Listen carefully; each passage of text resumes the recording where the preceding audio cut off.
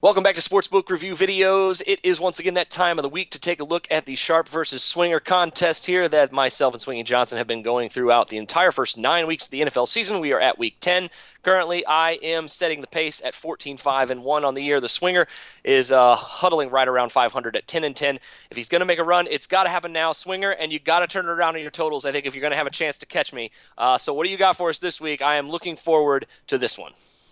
Yes, yes. I can see you kind of snickered when you said that. I was like, oh Oh, man, I I tried can't to wait to sneak it get in there. I tried. All right, the fate of the week is here, my friend. All right, guys, I'm looking at the Cowboys and the Bucks. Now, it wasn't that long ago, or perhaps I'm getting older. It was quite a while ago. That you used to routinely see the majority of if not the majority, a large portion of the totals in the 30s. I mean, it sounds crazy because we never see it. Now all the totals are in the 40s and 50s, but I found one that's hanging out there at 43. And that's the Bucks and the Cowboys. The Cowboys are going to be facing a Tampa Bay defense that's given up 19 touchdowns this season, which ranks them second to last in the league. And they've also been allowing opposing quarterbacks to complete over 70% of their passes, which also ranks them second to last. On the flip side of things, we've got a Dallas offense that, man, they looked like they were clicking. Matt Castle had his best game of the season last week, and Des Bryant, you could tell right away that he gave that team a boost.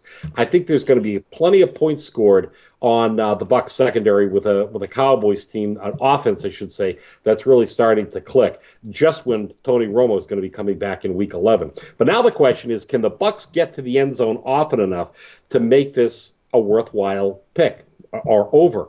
And I think they can because Dallas is allowing over 25 points per game. And Jameis Winston looks a lot more comfortable. He's developing a rapport with his receivers. He's staying in the pocket more, and he's making better decisions. Now, I understand that Dallas has a decent pass defense, but their run-stop unit is middling at best, and that's where Doug Martin is going to come in. His play is going to be critical because if they can move the ball on the ground, that means that the Cowboys are going to concern themselves primarily with the rush, and that's when Winston can make his passes. Let me give a few stats here. Over is 4-1 in the Bucs' last 5 games overall. There, over is 4-0 in the Bucs' last 4 home games. Also, over is 4-0 in the Buccaneers' last 4 games as a home underdog of half a point to 3 points, which they are here. Over is 5-0 in the Cowboys' last 5 games as a road favorite, which they are. And finally, over 5-0 in the Cowboys' last 5 games in Week 10. Play over 43 in this one.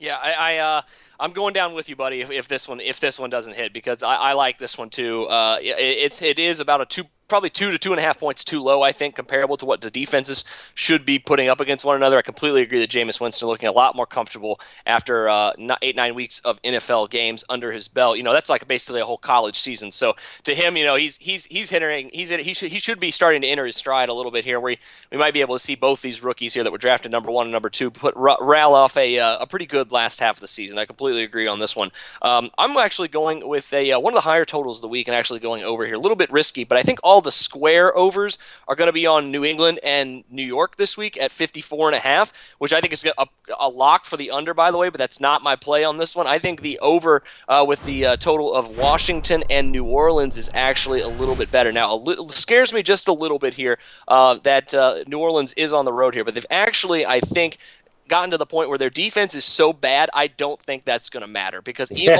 if they only score 20, right. even if they only score like 21 points, Washington could easily drop 35 on them. Because I mean, Kirk Cousins is like the sleeper prop pick of the week probably in his passing yards total because he could legitimately go off, throw a couple interceptions too. Maybe one of them's a pick six. We get a lucky defensive score out of New Orleans. There's a lot of things that lead me toward the fact that there might be a lot of touchdowns in this one. It keeps coming back to me. So I think over 50, even though it's a pretty high number, I think it's pretty easy to hit with the fact that these two defenses combined giving up about 55 points per game this season. So what do you think on this one? Yeah, every time I look at the New Orleans defense, especially the secondary, I think, I'm inside the minds of the corners and the safeties, and every time the opposition quarterback goes up back to pass, all I can hear them in their heads is screaming, "No, no, don't do it!" I'm beginning to think that Rob Ryan has as much job security as a Supreme Court justice because even he's just so bad. They just don't fire him. I don't get it. I don't know what he owes Sean Payton or what Sean Payton owes him, but It's maybe it's I guess. it's the hair. It's the hair. Yeah, I mean, yeah. If we had hair, if you and I had hair like that, we would never lose a job either. That's for sure. Yeah, no, actually, I really like this play. I like it a lot. And you said it in jest, but this could actually come to fruition. Is the picks? The picks. These guys. Hmm. Especially Cousins. I Both mean, of them, yeah.